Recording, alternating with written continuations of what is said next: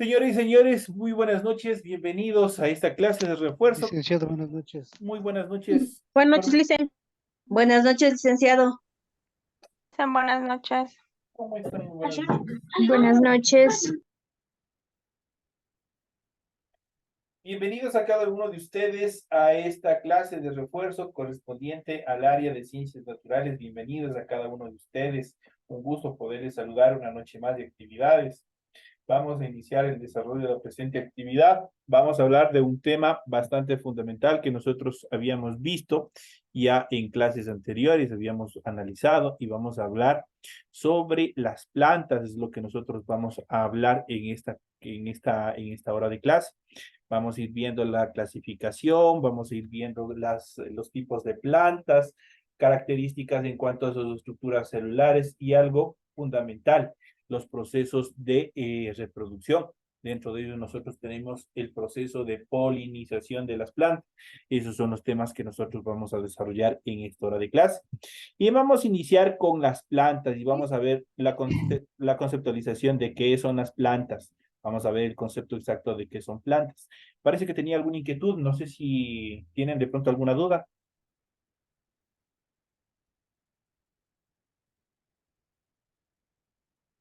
No. Entonces continuamos y vamos a ver el concepto de qué son las plantas. La conceptualización, ¿qué es un concepto de plantas? Las plantas son los seres vivos miembros del reino vegetal, o dicho en el término de ciencias naturales como Pilum Plantae.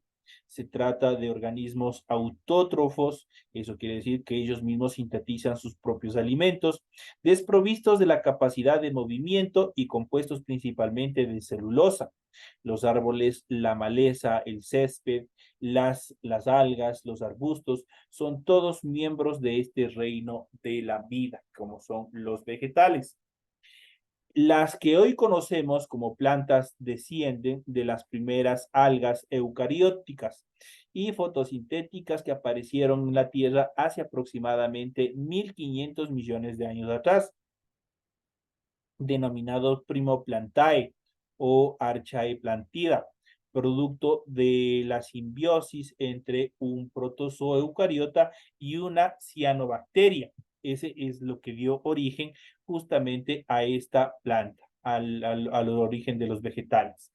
De esta colaboración cada vez más estrecha surgió el primer cloroplasto y la posibilidad de la fotosíntesis. Como proceso energético fue así que estas algas primitivas conquistaron el mar y después colonizaron la tierra, en donde la evolución hizo de ellas helechos, arbustos, árboles y las demás formas vegetales que hoy en día nosotros podemos observar y que también conocemos. Así, aunque se originaron en agua, existen especies vegetales en prácticamente todos los hábitats del mundo, siempre y cuando exista agua y luz solar, incluso en desiertos cálidos como el Sahara. Ahí existen presencia vegetal. Y desiertos helados como la Antártida pueden aliarse especies vegetales adaptadas a las diversas condiciones climáticas. Si no se hubiesen adaptado a los climas inclementes, a los climas bastante drásticos, prácticamente estas especies, como por ejemplo en el desierto, los cactus, determinados tipos de palmeras que existen en los oasis, prácticamente hubiesen desaparecido, pese a que los oasis, obviamente, como su nombre lo indica, por estar en un ojo de agua, por estar en una vertiente de agua, prácticamente son de donde se abastecen de líquido vital para poder desarrollar su vida. En cuanto a las características generales de las plantas, tres rasgos comunes y fundamentales caracterizan a las plantas, compartidos por todas las especies del reino, y distinguimos las siguientes. Primero, la nutrición autótrofa, y nosotros hemos venido viendo esto desde el inicio. ¿Qué es el autotrofismo? O qué es este proceso, en este caso, de la nutrición autótrofa. Este proceso de nutrición autótrofa consiste o quiere decir que generan su propio alimento a partir de materia inorgánica, tales como agua y sustancias del suelo y también del aire, y luz solar, radiación ultravioleta. A este complejo proceso de fabricación de carbohidratos se le conoce como la fotosíntesis. Obviamente está directamente correlacionado con la luz solar. Entonces, ahí nosotros podemos observar cuáles son las características y cuál es este proceso del autotrofismo y su correlación directa con la fotosíntesis. Otra de las características de las plantas es la ausencia de locomoción, es decir, son seres incapaces de desplazarse a voluntad, a diferencia de los animales. Algunas de ellas cambian de hábitat a merced de las aguas, como por ejemplo las algas y demás plantas acuáticas, que obviamente son trasladadas por el proceso de arrastre. La célula dotada de una pared celular, cosa que no tienen los animales. La pared celular prácticamente es la estructura gruesa que obviamente protege a toda la estructura interna de la célula. O sea que sus células presentan una estructura rígida de celulosa, dicho en otros términos, esta celulosa es el componente principal del papel en el cual nosotros desarrollamos cualquier tipo de escritura que tenemos en nuestra casa, que recubren su membrana plasmática, confiriéndoles dureza, resistencia, pero haciéndoles más lento y complicado el proceso de crecimiento. Entonces ahí donde encontramos con mayor intensidad la celulosa y especialmente esta pared celular, especialmente en los árboles, en las hojas, o la cáscara, en la estructura gruesa y dura que tiene su tronco. Ese es prácticamente la pared celular que protege toda la estructura interna de la célula de los vegetales.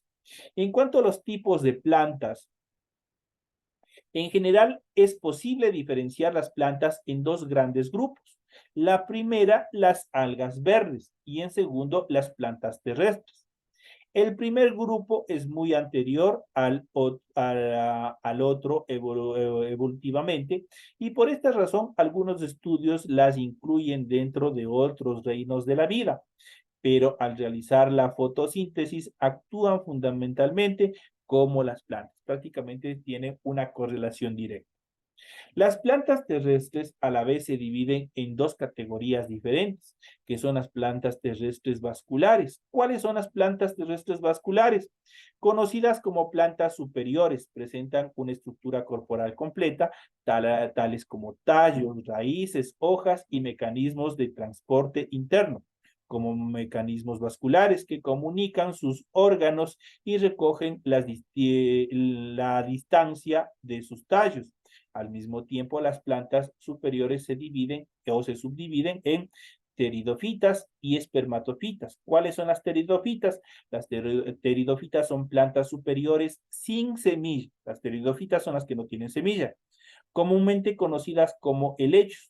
Tienen hojas largas y enrolladas, conocidas como frondes, y pueden crecer hasta un tamaño considerable. Están dentro de las categorías de los arbustos. Esta primera categoría o subclasificación de las plantas vasculares, conocidas como pteridofitas.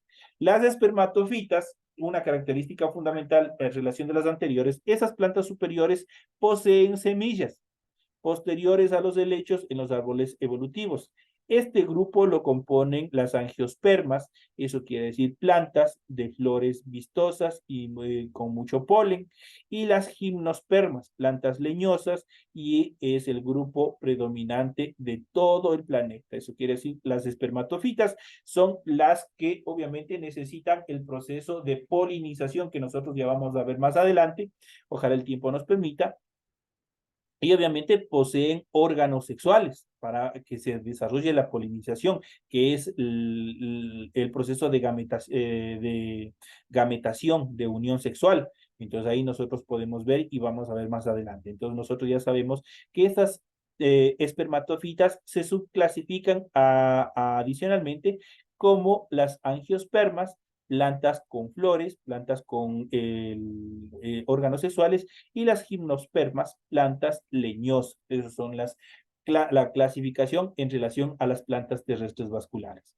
Mientras que la clasificación de las plantas terrestres no vasculares son plantas que no tienen estructuras vasculares internas, por lo que no presentan una división clara entre el tallo, la raíz y las hojas, ni alcanzan mucho tamaño. son un grupo a medidas entre helechos y algas, como las briofitas, por ejemplo, comúnmente conocidas como musgos. ¿Quién, por ejemplo, en Navidad, quién no ha hecho un nacimiento justamente con el musgo? Entonces, esta dentro de la clasificación es una planta terrestre no vascular, no contiene prácticamente, si ustedes ven el musgo, no pueden ustedes distinguir una hoja, no pueden distinguir un tallo, no pueden distinguir ninguna estructura de que tiene una planta común. Y estas se denominan plantas briófitas. Y obviamente dentro de esta estructura nosotros podemos mencionar, por ejemplo, el musgo como un elemento emblemático, como un ejemplo de este nivel de clasificación. En cuanto a las partes de la planta son sumamente sencillas. Arrancamos desde la parte de abajo. Arrancamos desde la raíz, que prácticamente es un órgano de fijación, pero que también a su vez permite la alimentación, la absorción de determinados nutrientes y agua para que se desarrolle la planta. Tenemos el tallo, que es un órgano de sostén. Tenemos las hojas que permiten el desarrollo de la fotosíntesis. Tenemos las flores, que es el órgano reproductivo. El fruto, que es el resultante, es el producto, es la evolución en cuanto al proceso de reproducción de la planta. Tenemos las semillas que darán origen a una nueva planta. Esas son las estructuras en cuanto a las partes fundamentales que tiene una planta. Dependiendo del tipo de plantas, estas pueden tener unas u otra estructura, no son fijas, pero a grandes rasgos las plantas se componen de, primeramente, una raíz, el órgano fundamental de todo tipo de planta que sirve para absorber el agua y los nutrientes del medio en que se encuentren, sean líquidos o sólidos. Generalmente las raíces no suelen ver la luz, eso quiere decir que están internas y crecen de forma rizomática, es decir, desordenadamente. En sus estructuras, además, suelen guardarse nutrientes y sustancias de emergencia para cuando de pronto existe una sequía, de pronto exista un mal tiempo, a través de la raíz, obviamente se guardan determinados nutrientes, determinadas sustancias que van a permitir el mantenimiento de una planta un poco más prolongado dentro de tiempos difíciles.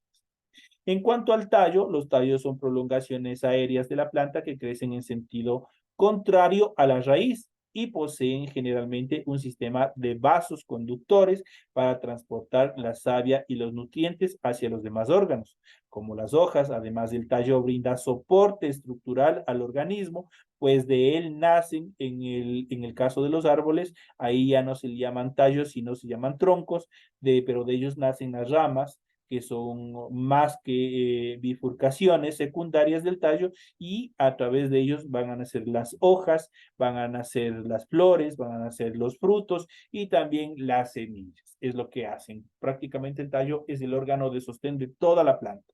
En cuanto a las hojas son órganos de diversas formas: redonda, alargada, cónica, el color entre verde y rojo y la textura en los que se realiza la fotosíntesis. Nacen del tallo o en las ramas y dependiendo de la especie vegetal pueden secarse y caer ante la llegada del frío, el otoño, para disminuir la pérdida de agua del árbol o de la planta de acuerdo a las posibilidades o casos. En relación a las flores, se trata de los órganos reproductivos de la planta, de los cuales se generan luego los frutos y también las semillas. Se componen generalmente de estambres, estos son los órganos sexuales masculinos, y los pistilos son los órganos sexuales femeninos, aunque existen plantas de un único sexo definido y plantas también que nunca florecen, ya que su reproducción ocurre de otra manera. Las flores poseen atractivos olores y colores. Esto ayuda a que los insectos, o obviamente atraer a los insectos para desarrollar el proceso de polinización, cuya función obviamente es atraer animales como las abejas o ciertas aves para que sirvan de transporte del polen desde una flor a otra, permitiendo así la inseminación y el intercambio genético entre las plantas. Dicho de otras maneras, se produce la unión sexual, la cual dará origen a una nueva planta. En cuanto a las semillas, una vez fecundadas las flores, las plantas producen semillas que son embriones listos para producir un nuevo individuo. En ocasiones estas semillas se producen sin necesidad de flores y fecundación. Todo depende de la especie vegetal. Igualmente, algunas semillas vienen recubiertas de carnosidades, conocidas como frutos, mientras que otras simplemente caen al medio. Si es que nosotros podemos ver las semillas cubiertas de carnosidades, nosotros podemos ver, por ejemplo, el durazno. Una vez que nos comemos el durazno, ¿qué es lo que pasa? La parte carnosa. Encontramos la pepa, que nosotros le conocemos comúnmente. Esa es la semilla. Entonces, necesariamente tiene que descomponerse toda la estructura carnosa de la semilla para poder, obviamente, que la semilla salga al ambiente y pueda generar una nueva planta, mientras otras simplemente caen al medio, por ejemplo, del pino, por ejemplo, del ciprés, por ejemplo, del eucalipto. Esos son que caen directamente al ambiente. O lo hacen también envueltas en distintas formas de protección y también de transporte. Y por último tenemos los frutos. ¿Qué son los frutos? Es el recubrimiento carnoso del que habíamos hablado antes, o secos de las semillas de una planta, generalmente nutritivos, garantizándole así al embrión el sustento fértil para su germinación cuando caiga, o por el contrario, ayudándolo a desplazarse lejos de la sombra del progenitor. Eso quiere decir, obviamente, que se trasladen de un lugar a otro, al ser comidas y luego defecadas por algunos animales. Entonces, por ejemplo, ustedes han visto, por ejemplo, que de la nada, por ejemplo, aparece un arbolito de capulí, por ejemplo. Es justamente porque una ave justamente comió capulí y en sus heces, al momento de defecar, obviamente salió la semilla, cayó la semilla y eso dio origen a una nueva plantita, muy lejos de donde fue consumida, de donde fue comida. Importancia de las plantas son indispensables para la vida del planeta como la conocemos, ya que son las responsables de la oxigenación de nuestra atmósfera. Eso quiere decir que a través de la fotosíntesis que habíamos visto anteriormente, toman todo el anhídrido carbónico que nosotros estamos desarrollando, que estamos expulsando a través de la inhalación y de la exhalación, y obviamente eso les permite a través del proceso de fotosíntesis transformar en almidones y azúcares que les permitirá desarrollar su vida y también nos devuelven a nosotros un oxígeno totalmente purificado.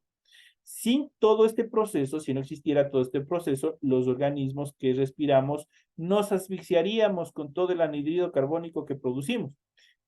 Son fundamentales, por eso hay que proteger todas las áreas verdes, no contaminar, no destruir los municipios, colocan flores, colocan plantas, colocan árboles, no solamente por adorno, sino que estos cumplen un papel fundamental en el desarrollo de oxigenación de nuestra atmósfera para que nosotros podamos continuar desarrollando nuestras actividades. Por eso, no sé si ustedes han escuchado, los árboles son los pulmones de la ciudad y obviamente son los pulmones de nuestro planeta.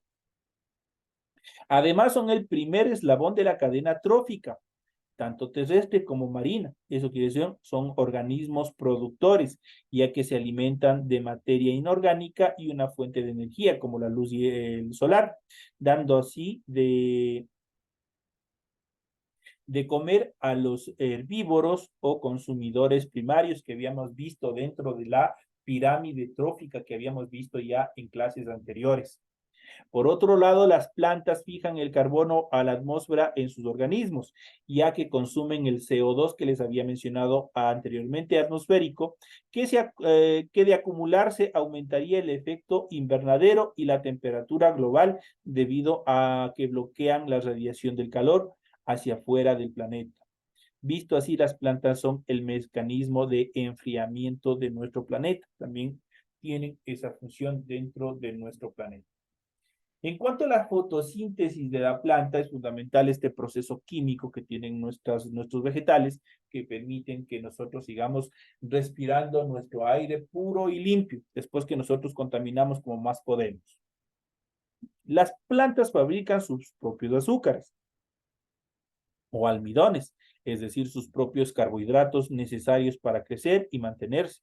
A partir de la transformación de materia inorgánica, esta es su principal actividad metabólica y lleva el nombre de fotosíntesis.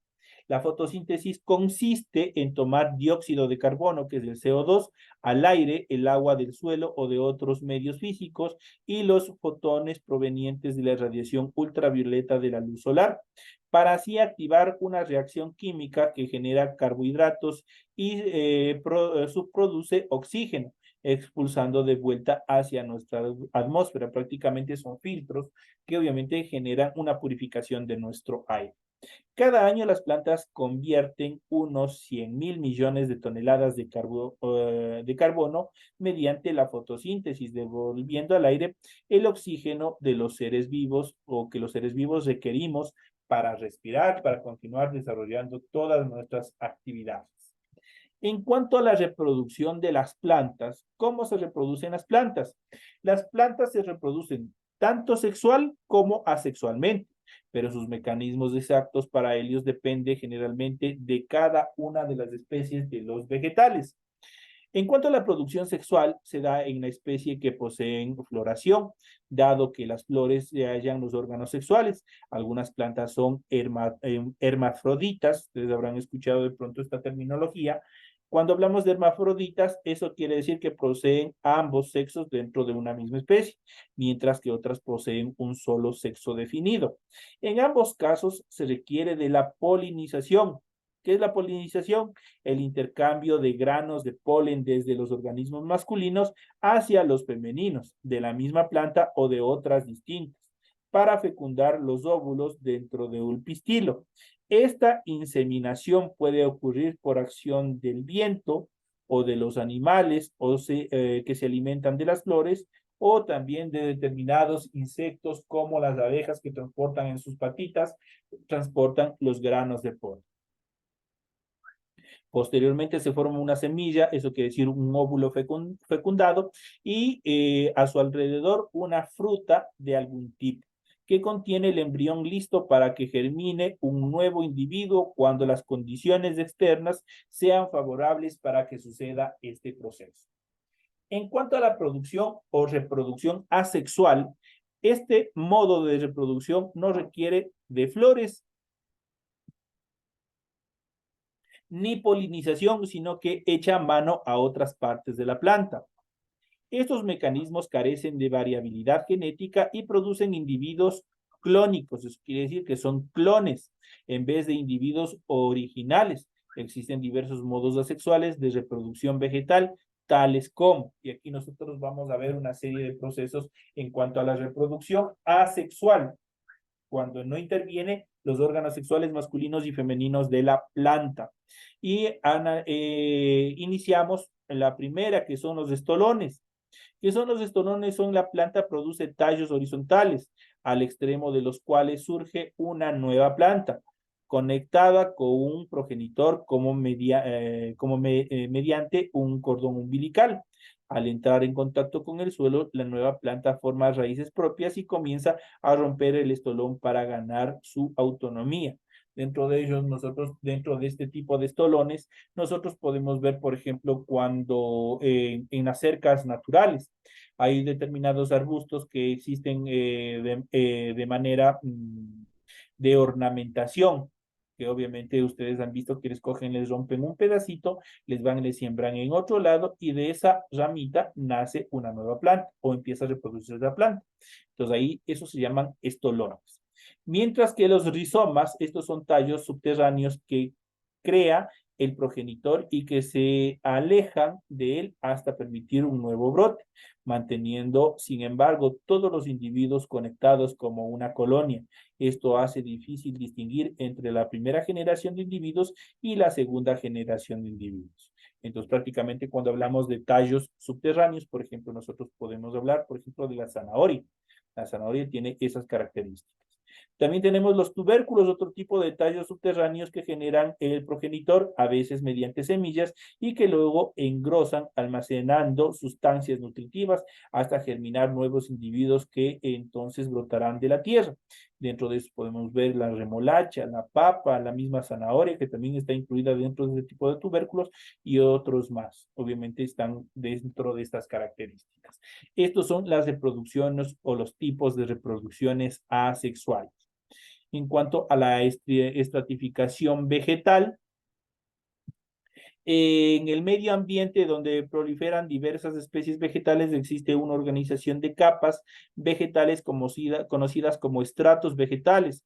Estos permiten que las plantas se distribuyan en distintos ecosistemas dentro de un mismo entorno, permitiendo que árboles, arbustos y hierbas coexistan sin impedimento,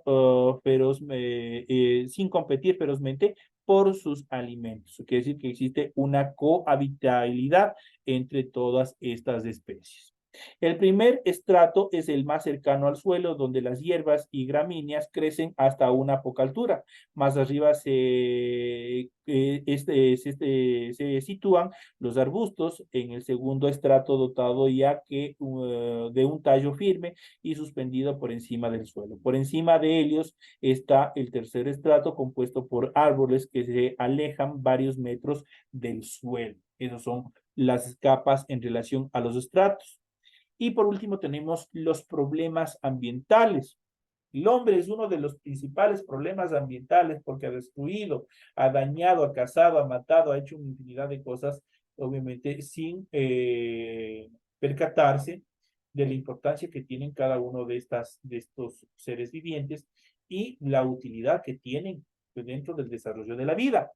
Las plantas se enfrentan a menudo a diversos problemas ambientales ocasionados por el ser humano, por el hombre. Por ejemplo, el monocultivo empobrece el suelo. El monocultivo destruye el suelo, destruye el ecosistema de microorganismos que permite el desarrollo de las plantas.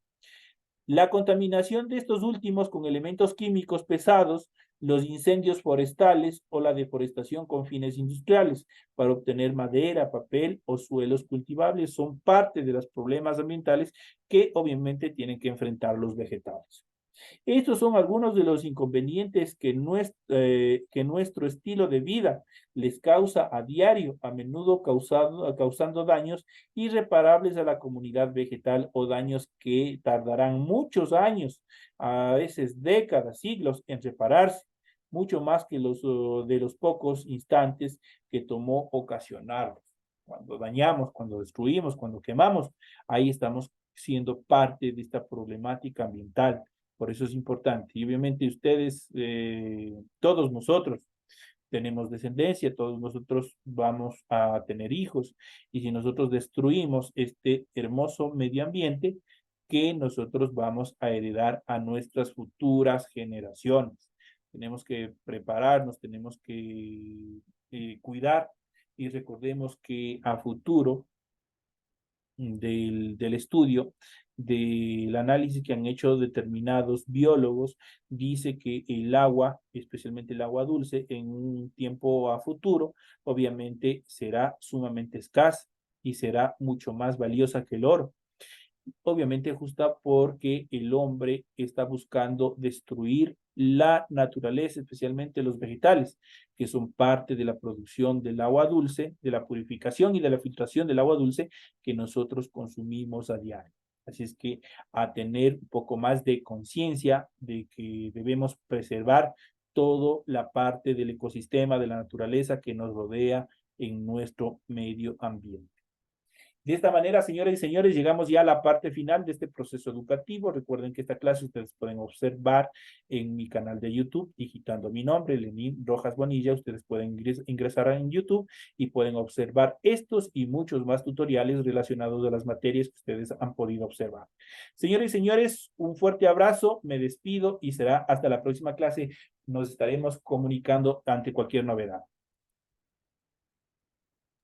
Gracias, Licen. Gracias, Licen. Gracias, Licen.